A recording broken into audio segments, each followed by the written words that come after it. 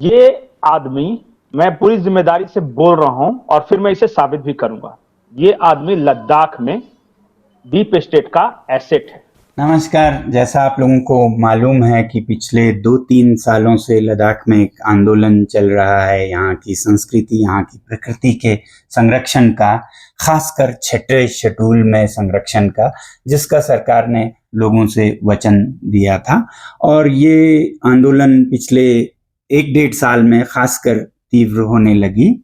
तो इस बीच आप लोगों को याद भी होगा कि कई ऐसे वीडियोस चले जिसमें इस आंदोलन को थोड़ा सा दूषित करने की कोशिश की गई, डिफेम करने की कोशिश की गई कि ये कहीं भारत विरोधी है, ये एंटी नेशनल है, इसे बाहर से सपोर्ट है। और खासकर ये हुआ जब एक कॉन्फ्रेंस में मैं, जो कि पर्यावरण पर था, ब्रीथ पाकिस्तान, इस्लामाबाद में यूनाइटेड नेशंस के कॉन्फ्रेंस के बाद, उसके बाद खासकर ऐसे वीडियोस कई चले जो काफी वायरल हुए।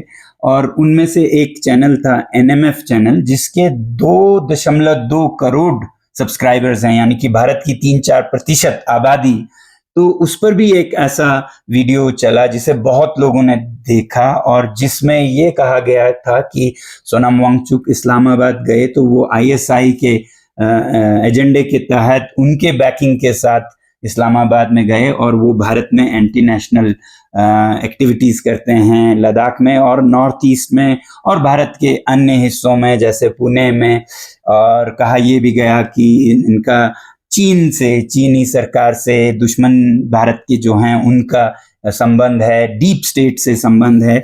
तो इनमें से हमने मतलब लोगों में हमारी छवि बिगाड़ने की जो कोशिश थी, मानहानि की, वो काफी हुआ भी, क्योंकि इसी के कारण बहुत लोगों में शंकाएं, शक उठने लगा। हमारे जो प्रोजेक्ट्स हैं उन पे असर पड़ने लगा। जो पार्टनर्स हैं हमारे प्रोजेक्ट्स में वो अपना हाथ पीछे लेने लगे।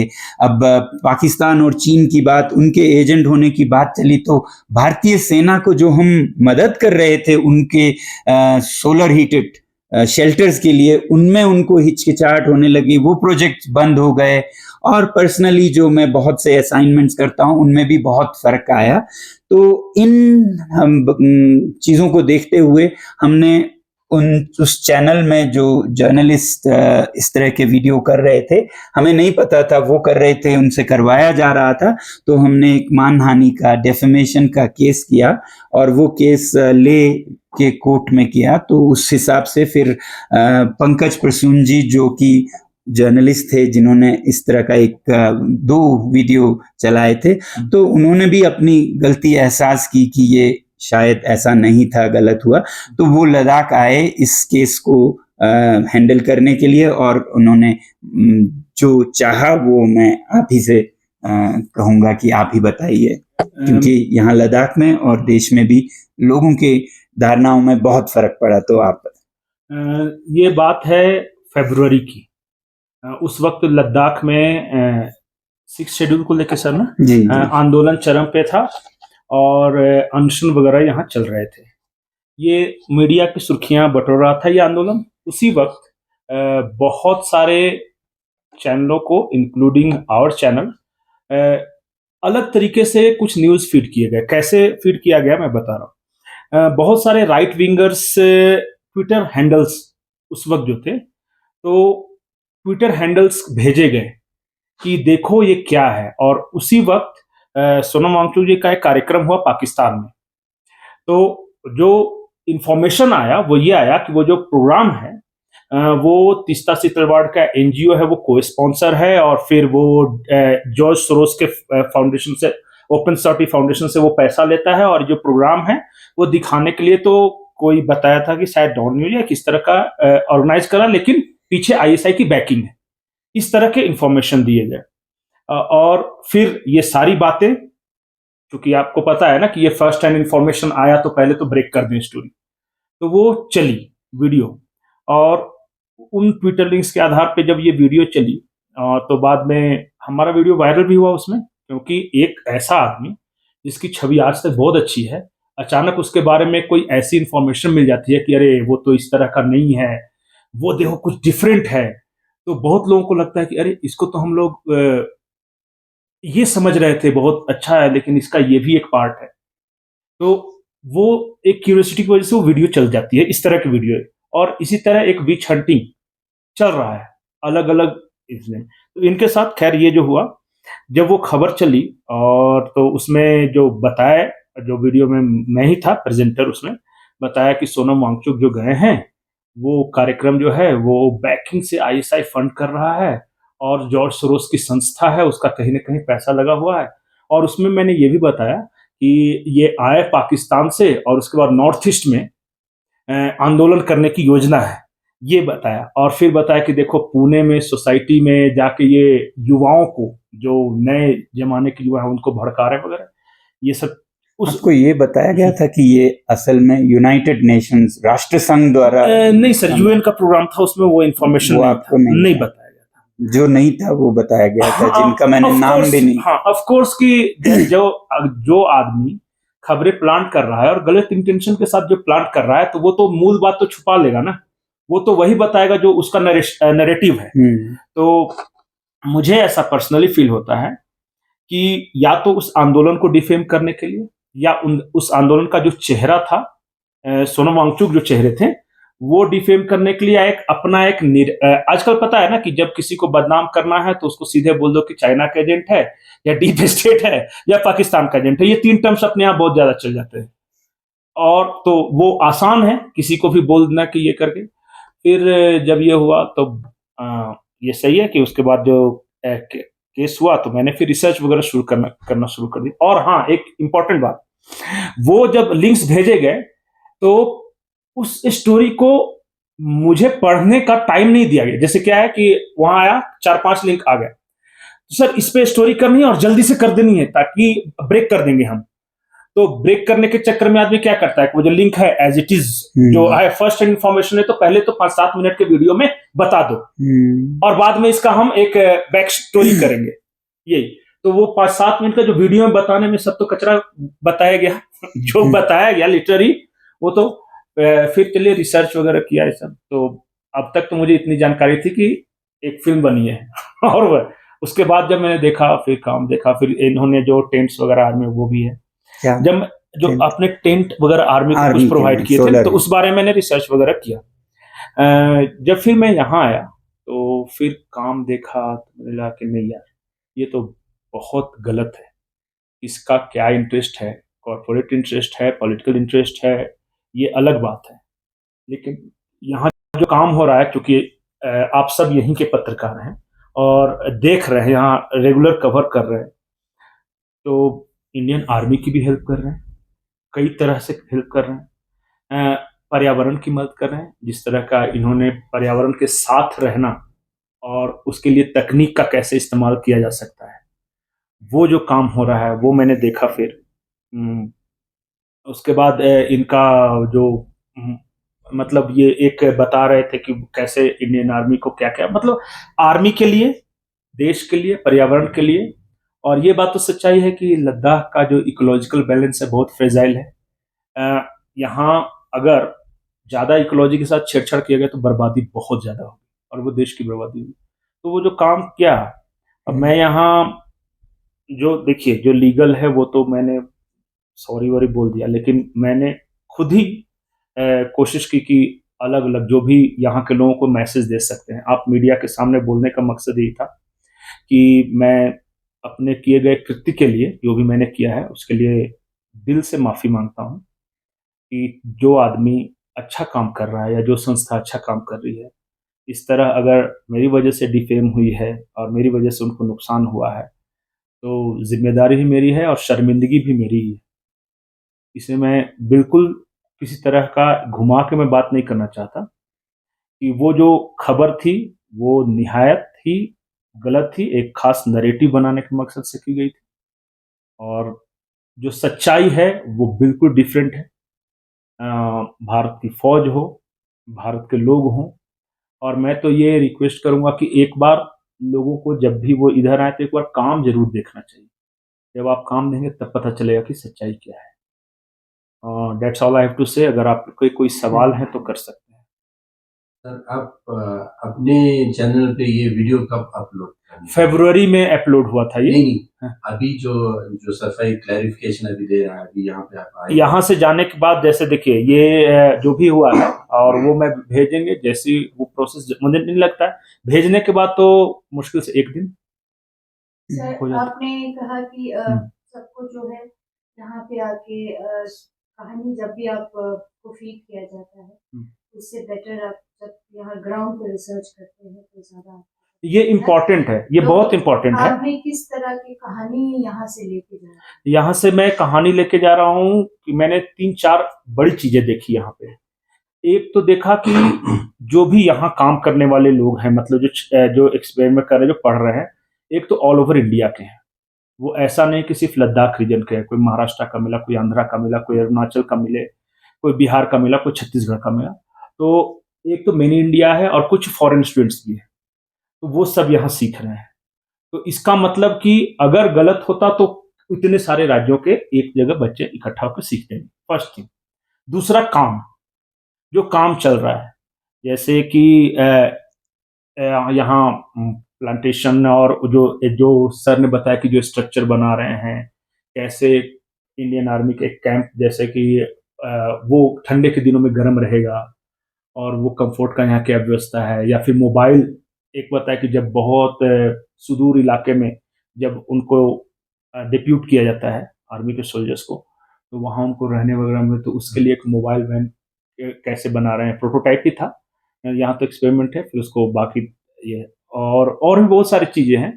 तो दो हिस्से लेके, एक तो काम और दूसरा साथ, सबका साथ लेके, इंडिया के लिए, इंडिया का काम और इंडिया के फ्यूचर के लिए काम, ये महत्वपूर्ण है। सर आप जैसे आज आप यहाँ आए, आप अपॉलॉजी कर रहे हैं और आप साथ में आप कहानियां भी लेके जा रहे हैं, हम आपसे ये पूछना चाहते हैं कि ये आप ऑन बिहाफ ऑफ आपके कोई ऑर्गेनाइजेशन से आए हैं या एक आप इंडिविजुअल कैपेसिटी? नहीं, मैं ऑर्गेनाइजेशन के परमिशन से आया हूँ और सारी बातें मैं बता के आया हूँ कि क्या करने वाला हूँ। तो ये ऐसा कोई कॉन्फ्लिक्ट नहीं है कि मैं जो यहाँ जो बोल रहा हूँ तो वो ऑर्गेनाइजेशन उसको नहीं स्वीकार करेगी, इस तरह की कोई बात नहीं। तो ये सच्चाई है। सर आपने जब ये वीडियो अपलोड किया था उस समय इतना जल्दबाजी क्या था, क्योंकि एक सेंसिटिव मामला? नहीं, वो जल्दबाजी क्या होता है ना कि देखिए, चूंकि आप लोग भी सब मीडिया चैनल चला रहे हैं, तो पहली एक खबर आती है फर्स्ट हैंड इंफॉर्मेशन, ये आपको जल्दी से खबर फ्लैश कर देनी है, ब्रेक कर देनी है, और फिर उसका फॉलो अप स्टोरी होता है। तो जब फर्स्ट हैंड इंफॉर्मेशन आती है तो आपके पास बहुत ज़्यादा टाइम नहीं रहता, क्योंकि मान लिया कि आप उस पर अगर करने बैठोगे तब तक कोई दूसरा फायर कर देगा या ब्रेक कर देगा, तो एक कंपटीशन होता है, क्योंकि अंडरस्टूड है कि कोई भी उस तरह का चैनल चलाता है, वहां सबसे ज़्यादा ब्लेंडर होता है। एक चीज़ और मैं कहना चाहूँगा कि ग्राउंड रिपोर्टिंग का कोई विकल्प नहीं है। आप स्टूडियो में बैठ के कितना भी ज्ञान दे दो, उसका कोई महत्व नहीं है। वो जो जाके आदमी सिचुएशन में देखता है ना, दैट्स मोर ऑथेंटिक होता है। ये कम रहा है, और सिर्फ मेरे यहाँ नहीं, वो जितने भी मीडिया ऑर्गेनाइजेशन है, क्योंकि ग्राउंड रिपोर्टिंग में पैसे लगते हैं, रिपोर्टर को भेजना, वहां पे जाके स्टडी करना, तो सोचते हैं इससे बढ़िया इधर उधर से कहीं सोशल मीडिया से, ट्विटर लिंक से या इधर से जमा करके वहीं पे इकट्ठे करके हम बोल दें। मिस्टेक वहां पे होता है। सर एक चीज, क्योंकि सोनम वांगचुक जो है वो जब भी बोलते हैं तो विभाग बोलते हैं, चाहे सरकार के अगेंस्ट हो या फेवर में, तो क्या आपको इस बात से सरकार को फायदा नजर आ रहा है या अपोजिशन को बूस्ट मिल रहा है? देखिए, मैं ये नहीं पता कि जो किसका नैरेटिव था या क्या हुआ था, क्योंकि उसकी जानकारी मुझे नहीं है। इतना तो कहूँगा कि कुछ तो इंटेंशंस थे। एहसास होता है, एज ए जर्नलिस्ट एहसास होता है कि वो पॉलिटिकल थे, बिजनेस थे, ये मैं नहीं बता सकता, लेकिन कोई आदमी बेफिजूल का या बिना मतलब का कोई नैरेटिव क्यों प्लांट करना चाहेगा? कुछ तो उसके मतलब होंगे ना, कुछ तो उसके उसके दिल में तो कुछ होगा कि ये हो जाएगा और ऐसा बदनाम हो जाएगा तो मुझे ये फायदा होगा। तो ये तो है ना वो सच्चाई, वो तो होता ही है। नहीं, यहाँ पर क्वेश्चन ये मार्क होता है सर कि कहीं से भी कुछ आए, कुछ तो हम नहीं डाल सकते। नहीं, कुछ भी नहीं डालते, नहीं डाल सकते, कुछ भी नहीं डालते। आए तो उसका थोड़ा जांच पड़ताल होगा, कहाँ से आया, क्या इंटेंशन है, तब इसका रिएक्शन क्या होगा। तो यहाँ पर अभी आपने अच्छा, डाला एक बात मैं आपको और आसान कर देता हूँ क्वेश्चन। अभी ऑपरेशन सिंदूर हुआ, बहुत सारे चांस चला है कि हमने कराची कब्जा कर लिया किया कि नहीं। और भी चलिए, तो इंटरनेशनल इशू हो गया, देशभक्त का इशू हो गया। कल को जाके सीधे बहुत सारे चांस ये चलाए कि नहीं कि राहुल गांधी विदेश जाते हैं, किससे मिलते हैं, क्या करते हैं। अब आप कहिएगा कि क्या उन्होंने रिसर्च किया, क्या कराची पर कब्जे का रिसर्च किया? ये गलती हो रही है, गलत है, लेकिन रेस है ना, वो रैट रेस, कि अगर एक ने कह दिया कि लाहौर में बम गिरा तो दूसरा कह दिया कि कराची बंदरगाह कब्जा कर लिया। ये चल रहा है, और इस चीज को सिर्फ पर्सनली पंकज कृष्ण को नहीं, ये होल सोचना होगा कि मिस इन्फॉर्मेशन का भी एक उतना ही बड़ा बाजार है जितना इंफॉर्मेशन का है। और खास करके देखिए, अब तो पहले तो ठीक थे कि कुछ चैनल्स थे ऑथेंटिक थे, उस पर सरकार का। अब ये जो सोशल मीडिया आया है ना, हर फेसबुक और ट्विटर जिसको जो मर्जी डाल रहा है, और आने वाले वक्त में ये बहुत बड़ा प्रॉब्लम होने वाला है, बहुत बड़ा प्रॉब्लम होने वाला है। क्योंकि मैं आपको बता रहा हूं कि आप जो न्यूज चैनल्स वगैरह जो भी देखते हैं यहाँ, उसमें से primary source of information of social media को बना लिया है बहुत सारे लोग। मैं ये बताऊं कि ऐसे वीडियोस कई चले और इन्होंने चलाया, हमें इन पे कोई गुस्सा या नाराजगी नहीं लगी, मगर हमने ये सोचा कि एक मैसेज जाना चाहिए कि ये मंजूर नहीं है सोसाइटी को कि किसी के आप चरित्र को चरित्र हनन कर दें, कर सकते ना। तो इसलिए हमने ये एक डेफेमेशन केस किया। और भारत में अगर ऐसे पत्रकारिता है तो दूसरी तरफ एक न्याय का प्रणाली भी है जो हमारे हाथ में है, तो हमने उसी का सहारा लिया। और फिर न्याय ने तो अपना काम करना था, अगर काम करता तो जेल होता, तो इनके सामने जेल या एहसास था, और हम नहीं चाहते थे कि कोई जेल जाए उससे कुछ। अगर एहसास सबसे बड़ी बात है, बल्कि जेल भी इसलिए भेजते हैं कि उनके सोच में सुधार हो। तो आप जब उन्होंने एहसास किया तो हमें सबसे बड़ी इसी में जीत और बेहतरी लगी। मगर मैं ये बताऊं कि जब ये यहाँ आ रहे थे तो ये पूछ रहे थे कि कहीं वो हमें मारेंगे तो नहीं, वो मैं बताता हूँ सर। तो इस तरह से आए। मैं आपसे ही पूछूंगा, आपको क्या लगा, कैसा लगा, और बाकी जर्नलिस्ट को आप भारत में भी क्या संदेश देंगे? इससे पहले मेरा एक क्वेश्चन ये कर देते हैं। ये क्या हुआ कि जब मुझे लेह आना था तो बहुत सारे लोगों ने कहा कि अरे वहां तो मत जाओ। मैंने कहा यार, इतना बड़ा आदमी है, वो थोड़ी ना कुछ इतना गलत करे। अरे वो नहीं करेंगे तो हो सकता है उनके कोई सपोर्टर पकड़ ले, किडनैप कर ले, मार ले ये इस तरह के बताए। फिर एक सजेशन है कि अकेले मत जाओ। ये है ना, कंसर्न्स तो होते हैं एंटी नेशनल। हाँ, फैमिली ज्यादा ये कि अरे वो तो इतना रिमोट एरिया है, जा रहे हो पता नहीं। लेकिन जब मैं यहाँ आया, सच्चाई ये थी कि मैं डर के आया था ये इसमें मैं स्वीकार करता हूँ, पता नहीं क्या होगा। मैंने कहा जो होगा देखा जाएगा, ज्यादा ज्यादा। फिर आया, लेकिन जब फिर मिले सर से, फिर बाकी व्यवस्था, मुझे तो और उल्टा पता चला कि मैं तो सोचा था कि पनिश करेंगे, पर इन्होंने तो और ज्यादा मुझे हेल्प ही की। सब जाके दिखाया, खुद से ही सब घुमाया। सर आपसे पूछना चाहते हैं कि हम जर्नलिस्ट हैं, हम जर्नलिस्ट, तो जब हम जर्नलिस्ट की बात करते हैं आज के दौर में, कहीं ना कहीं विश्वास जिसे उठ गया है लोगों का, और बहुत सारे जैसे आपने कहा सोनम वांगचुक जी एक बड़े पर्सनालिटी है, तो वो आपको बुला के सब कर पाए हैं। बाकी और भी ऐसे लोग हैं जिनके पास पहुंच नहीं होता है, तो डिफेम हो जाते हैं मीडिया के द्वारा। तो उसमें आपने क्या सीखा, और आपके फेलो जर्नलिस्ट को आप क्या मैसेज? नहीं, देखिए, सबसे बड़ी बात तो क्या है पता है कि जो यहाँ का स्ट्रक्चर है मीडिया का, वो फॉल्टी स्ट्रक्चर। मैं क्यों बता रहा हूँ? क्योंकि वो दिल्ली से चाहते हैं, या फिर जो अपने हेडक्वार्टर से चाहते हैं कि मैं पूरे देश की इंफॉर्मेशन दे दूं। वो कहते हैं कि हमारे पास हर जगह रखने के लिए रिपोर्टर नहीं है। तो जब रिपोर्टर आपके पास नहीं रहेंगे, उसका ग्राउंड इंफॉर्मेशन नहीं मिल रहेगा, तो फिर आप प्रेजेंट क्या करोगे? इसका मतलब आप किसी न किसी से इंफॉर्मेशन लोगे, जो कि सड़ा हुआ इंफॉर्मेशन होगा, उसके नैरेटिव के अनुसार होगा इंफॉर्मेशन। तो एक तो पहली मिस्टेक ये है। हायर एंड फायर सिस्टम है। हर जर्नलिस्ट जो बड़े ऑर्गेनाइजेशन में काम कर रहा है वो आज डरा हुआ है कि मेरे से कोई गलती ना हो जाए कि मेरी नौकरी चली जाए। ये बहुत बड़ा इशू है। वो फिर कुछ भी करवाते हैं ना उससे। मैं सपोज कि मैं एक एम्प्लॉय हूं कहीं का, और मुझे बोला गया कि चलो एक खबर चलाओ कि जिसमें भारत की बर्बादी के लिए फलाने फलाने लोग शामिल हैं। मुझे पता है कि शामिल है या नहीं है, बट क्योंकि बॉस का ऑर्डर है, मैं नहीं करूंगा तो कोई दूसरा एम्प्लॉय कर लेगा और कल को मेरी नौकरी। ये हो रहा है। तो जर्नलिस्ट अंडर प्रेशर, ये एक आर्टिकल आनी चाहिए कि एक आम जर्नलिस्ट पे क्या प्रेशर है।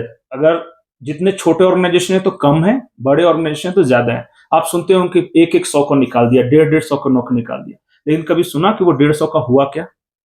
वो कहां किस तरह से जिंदगी जी रहे हैं? तो इनसिक्योरिटी की वजह से जानते हुए भी एक जर्नलिस्ट को पता है, लेकिन आज जो है ना, मीडिया ऑर्गेनाइजेशन का कमांड बिजनेस हाउसेस के हाथ में आ गया है। जब तक इस देश में एडिटर्स न्यूज़पेपर चलाते थे, तब तक कुछ सिद्धांत थे। अब जब बिजनेसमैन चलाने लगे तो देख ही रहे हैं। और एक तो वो, और दूसरा आया है ये सोशल मीडिया। ये दोधारी तलवार है, शेर की सवारी है। जब तक आप उस पे हैं तब तक तो बड़ा मजा आ रहा है, लेकिन कभी वो आपको पटकेगा। और हर किस देखिएगा, आने वाले वक्त में आप सब हैं और मैं भी हूं। सोशल मीडिया की वजह से हर इंसान एक न एक बार संकट में आएगा। वो इमोशनली चार्ज होकर कभी कुछ लिख दिया, कभी कोई पॉलिटिकल नैरेटिव के बारे में लिख दिया, कभी आपने कुछ ऐसा लिखा जो दूसरे को बुरा लगा। हो सकता है वो सही हो। मान लिया कि आपने एक लिखा कि 6 शेड्यूल ठीक चीज है, लेकिन हो सकता है कि दिल्ली में बैठे हुए कुछ लोगों को पसंद ना है, उसमें भी आप मुसीबत में फंस सकते हैं। ये सच्चाई है। और इस सच्चाई, देखिए, स्वीकार करने में ये नहीं है। आज मान लिया कि पंकज कुसुम ना करता, कोई दूसरा करता, किसी और से करवाया जाता, पर करवाया जरूर जाता। और ये है। क्या होगा? कितने जर्नलिस्ट की नौकरी गई, कितने जर्नलिस्ट जेल में चले गए। मैं आपको सटीक उदाहरण बताता हूं। उत्तर प्रदेश में एक पत्रकार था, गरीबों को नमक बांटा जा रहा था। उसने एक खबर चलाई कि गरीबों को जो नमक बांटा जा रहा है उसमें फेयर नहीं है। ये एक लोकल थाने का एसएचओ उठा के उसको मारता है और जेल में डाल देता है। बेल कराने के लिए उसका परिवार परेशान रहता है, लेकिन प्रशासन का यह कहना था कि चूंकि उसने हमारे अगेंस्ट स्टोरी चलाई तो रिलीज नहीं। अब बताइए जर्नलिस्ट क्या करेगा? आप बताओ। ये कहना चाहूंगा कि लीगल एक्शन सभी को, सिटीजन्स को, जर्नलिस्ट को, भारत की संविधान जो देती है उसका हमें ज्ञान होना चाहिए, उसका हमें सहारा लेना चाहिए। और जैसे इस केस में 2 केसेस किए गए, एक क्रिमिनल और एक सिविल। क्रिमिनल केस में अभी ये अब दिल से माफी मांग रहे हैं, तो हम नहीं चाहते कि इन पे कोई बुरा वक्त आए। एहसास होना बड़ी बात है। दूसरा, जो सिविल केस है उसमें कॉम्पनसेशन मांगते हैं। तो जैसे हमने जब गिनती की तो लगभग 18 से 20 करोड़ का नुकसान हुआ है, नाम के अलावा, चरित्र हनन के अलावा। तो हम ये चाहेंगे कि आप और आपके चैनल उसका कुछ भरपाई करे। जो केस है वो 5 करोड़ का मुआवजा मांगता है, और मैं ये नहीं चाहता कि वो मुआवजा आए भी तो मेरे लिए आए। मैं ये चाहूंगा और आपको बताना चाहूंगा कि ये पूरे केस जो हैं, जो एपेक्स बॉडी के वकील हैं हाजी मुस्तफ़ा कारगिल के, उन्होंने अपने इनिशिएटिव से बिना किसी फीस चार्ज किए, ये तो देश का काम है बोल के उन्होंने किया है। तो मैं भी जो भी मुआवजा आता है आपके चैनल से या जो उनके पीछे हैं, वो मैं करगिल के और लेके यानी कि लद्दाख के पर्यावरण में सुधार में लगाना चाहूंगा। और एक उदाहरण भी स्थापित हो कि कोई भी पत्रकार कुछ भी नहीं बोल सकते हैं, और बोले भी तो उसके कॉन्सिक्वेंसेस होते हैं। मैं नहीं चाहूंगा कि सारे कॉन्सिक्वेंसेस इन पे आए, क्योंकि इनकी गलती इतना है कि वो चेहरा बन के आगे आए, पीछे जो हैं उन पे आए। और ये हम चाहेंगे कि हम संविधान का सहारा लें। तो इनका मैं बहुत बहुत धन्यवाद करना चाहूंगा कि गलती हर एक से होती है, उसका एहसास होना बड़ी बात है। तो यहाँ आया और उनको हमने बहुत प्यार से सिर्फ इनका माफी स्वीकार नहीं किया, बल्कि इनको सच्चाई क्या है वो दिखाया, और वो सच्चाई हम चाहेंगे पूरे भारत में दिखाएं कि सब में तसल्ली हो और खुशी हो कि लद्दाख क्या है, हाँ। लेह हो, कारगिल हो, कितने देशभक्त हैं लोग, ये आप समझें। डेफिनेटली ये इस आश्वासन के साथ जा रहा हूँ कि सर का जो काम है वो दिखाएंगे और जरूर दिखाएंगे।